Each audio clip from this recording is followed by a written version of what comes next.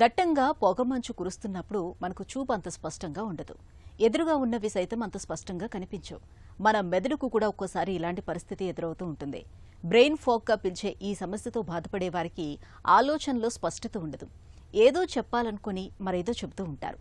చేస్తున్న పని మీద ధ్యాస ఉండదు. విషయాలను సరిగ్గా గుర్తుపట్టలేకపోతూ ఉంటారు. మానసికంగా ఒకటే గందరగోళంగా ఉంటుంది. అసలు మెదడు ఇలా మొద్దుబారడానికి కారణాలేంటి? ఈ సమస్యను ఎలా అధిగమించాలి? మెదడు చురుకుదనం కోసం ఏం చేయాలో డాక్టర్ని అడిగి ఇప్పుడు తెలుసుకుందాం.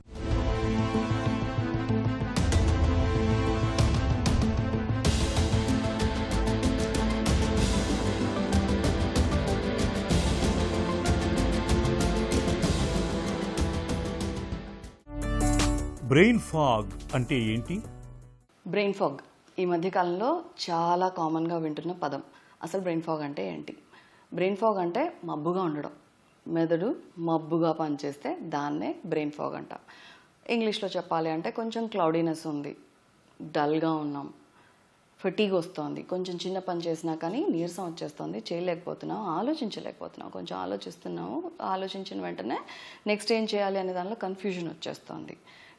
ఇవన్నీ బ్రెయిన్ ఫాగ్ అంట. మెదడులో తికమకకు కారణాలేంటి? ఫస్ట్ అండ్ ఫార్మోస్ట్ నన్ను అడిగితే స్ట్రెస్ అనే చెప్తానండి. మల్టీ టాస్కింగ్ ఎక్కువైపోయింది, స్ట్రెస్ ఎక్కువైపోయింది. మల్టీ టాస్కింగ్ అంటే ఇంట్లో హౌస్ వైఫ్ దగ్గర నుంచి పనిచేసే వాళ్ళందరి దగ్గర వరకు, చదువుకునే పిల్లల దగ్గర నుంచి చాలా పెద్దవాళ్ళ వరకు అందరూ ప్రతి గంట ఏదో ఒకటి చేస్తూనే ఉంటున్నారు. అది కూడా ఏంటంటే ఒకవైపు ఇల్లు చూడాలి, దాని తర్వాత పిల్లల్ని చూడాలి, ఇంట్లో వంట చేయాలి, వాళ్ళకి సంబంధించి ఇప్పుడు రిక్వైర్మెంట్స్ పిల్లలకి ఎక్కువైపోయినాయి, ప్రాజెక్ట్స్ ఎక్కువైపోయినాయి, టీచర్స్ దగ్గర నుంచి స్కూల్స్ నుంచి డిమాండ్స్ ఎక్కువైపోయినాయి, దట్ పిల్లలు ఇలా ఉండాలి, ఇలా ప్రజెంట్ చేయాలి, ఇవన్నీ. ఇంకా జాబ్ హోల్డర్స్కు వచ్చేటప్పటికి కొంతమంది ఇంట్లో చేసుకొని బయటికి రావాలి, కొంతమంది వాళ్ళ పనే చాలా విపరీతంగా ఉంటుంది, ఇంట్లో హెల్ప్ ఉన్నా మేనేజ్ చేయలేకపోతున్నారు, టైం మేనేజ్మెంట్ కుదరట్లేదు. 30s 40s పని ఒత్తిడి విపరీతంగా ఉండడం వల్ల కనపడుతోంది. కొంతమందికి సివియర్ యాంగ్జైటీ, సివియర్ డిప్రెషన్, ఏదున్నా కూడా బ్రెయిన్ ఫాగ్ వస్తుంది. హైపోథైరాయిడిజం ఉన్నప్పుడు బ్రెయిన్ ఫాగ్ లక్షణాలు కనపడతాయి. ఎందుకంటే ఆల్రెడీ పైనుంచి కింద వరకు థైరాక్సిన్ యాక్టివ్గా ఉండడానికి అవసరం. అది ఎప్పుడైతే తగ్గిపోయిందో ఒంట్లో ఆటోమేటిక్గా యాక్టివిటీ తగ్గిపోతుంది. ఇది కాకుండా మైగ్రేన్ అటాక్స్ తర్వాత బ్రెయిన్ ఫాగ్ రావచ్చు.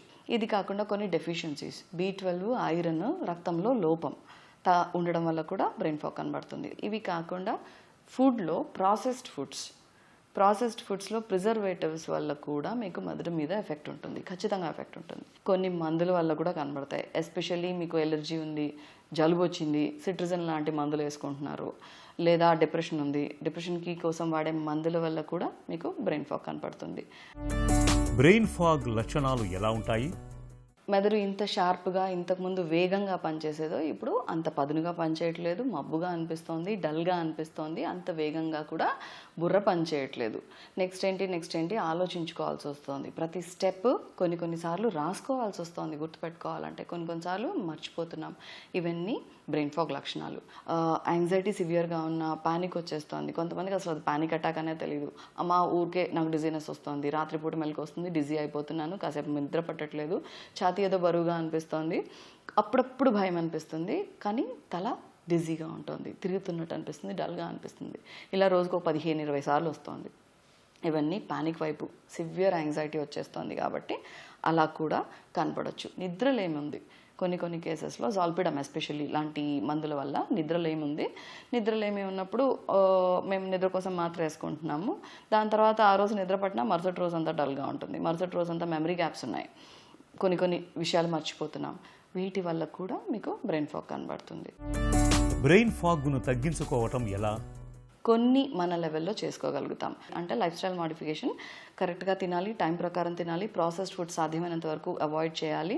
దాని మీద మళ్ళీ ఈ ఓవర్ కెఫీన్ ఉన్నవి కానీ, సిఎన్ఎస్ స్టిమ్యులెంట్స్ అంటే కెఫీన్, థియోఫిలిన్, లేకపోతే alcohol content, tobacco content, drugs ఇలాంటివి ఏ ఉన్నా అవన్నీ అవాయిడ్ చేయాలి. కరెక్ట్గా పడుకోవాలి. నార్మల్ అడల్ట్కి 7 నుంచి 8 గంటలు నిద్ర అవసరం. సో అటస్ట్రెచ్ 4 hours పడుకోవాలి, మిగతాది ఆఫ్టర్నూన్ నాప్ తీసుకుంటాం. స్లీప్ హైజీన్ మెయింటైన్ చేయాలి. అంటే అదే టైంకి వెళ్ళి పడుకుంటున్నాను, రోజు అదే టైంకి వెళ్ళి లేస్తున్నాను, ఆ తర్వాత స్క్రీన్ టైం అవాయిడ్ చేస్తున్నాను, పడుకునే ముందు 1 గంట పాటు నేను అసలు ఏ స్క్రీన్ చూడడం లేదు. ఇవన్నీ మెయింటైన్ చేయగలిగితే ఆటోమేటిక్గా మన లెవెల్లో కొన్ని మేనేజ్ చేసుకోవచ్చు. బ్రెయిన్ ఫాగ్కి చికిత్స ఎలా ఉంటుంది?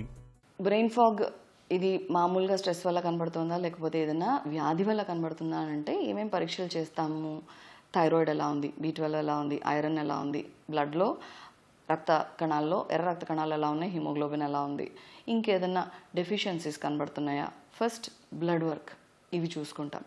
దాని తర్వాత ఇది కాకుండా ఏమన్నా యాంగ్జైటీతో బాధపడుతున్నారా లేకపోతే డిప్రెషన్తో బాధపడుతున్నారా, ఆల్రెడీ ఏమైనా మందులు వేసుకుంటున్నారా, ఇవేమన్నా ఉంటే దీనికి సంబంధించి సైకియాట్రిస్ట్ ఒకసారి చూడడం, దాని తర్వాత కౌన్సిల్ చేసుకోవడం, ఇలాంటివన్నీ ఉంటాయి. ఇది కాకుండా బ్రెయిన్కి సంబంధించిన లక్షణాలు కనబడుతున్నాయి అంటే మెమరీ ఇష్యూస్ ఉన్నాయి, కన్ఫ్యూజన్ ఉంది, హాలుసినేట్ చేస్తున్నారు, జ్వరం వచ్చింది, తలనొప్పి ఉంది, దీన్ని బట్టి బ్రెయిన్ ఎంఆర్ఐ కావచ్చు, ఎంఆర్ఐ కాంట్రాస్ట్తో పాటు కావచ్చు, వెన్నులోంచి నీరు చేయడం కావచ్చు, లేకపోతే పెట్ స్కాన్స్ కొన్నిసార్లు పెట్ స్కాన్ కూడా తీయాల్సి రావచ్చు. ఇలాంటి స్కాన్స్ కూడా ఉంటాయి. ఒకవేళ న్యూరలాజికల్గా నరాలకు సంబంధించి సైన్స్ సిమ్టమ్స్ కనబడుతుంటాయి. ట్రీట్మెంట్ కూడా ఏ జబ్బు వల్ల వస్తుందో దాన్ని బట్టి ట్రీట్మెంట్ ఆటోమేటిక్గా ఆ లైన్ వైపు కటైల్ చేసుకుంటూ టైలర్ చేసుకుంటూ వెళ్ళిపోతాం. బ్రెయిన్ ఫాగ్ అనేది నిత్య జీవితంపై తీవ్రమైన ప్రభావాన్ని చూపుతుంది. మెదడంతా గందరగోళంగా తికమకగా ఉంటున్నప్పుడు ఒకసారి న్యూరాలజిస్ట్ని కలిసి సలహా తీసుకోవాలి. అవసరమైతే చికిత్స తీసుకోవాలి. మెదడు ఆరోగ్యాన్ని చక్కగా ఉంచుకునేందుకు చురుకైన జీవనశైలిని ఆచరించాలి.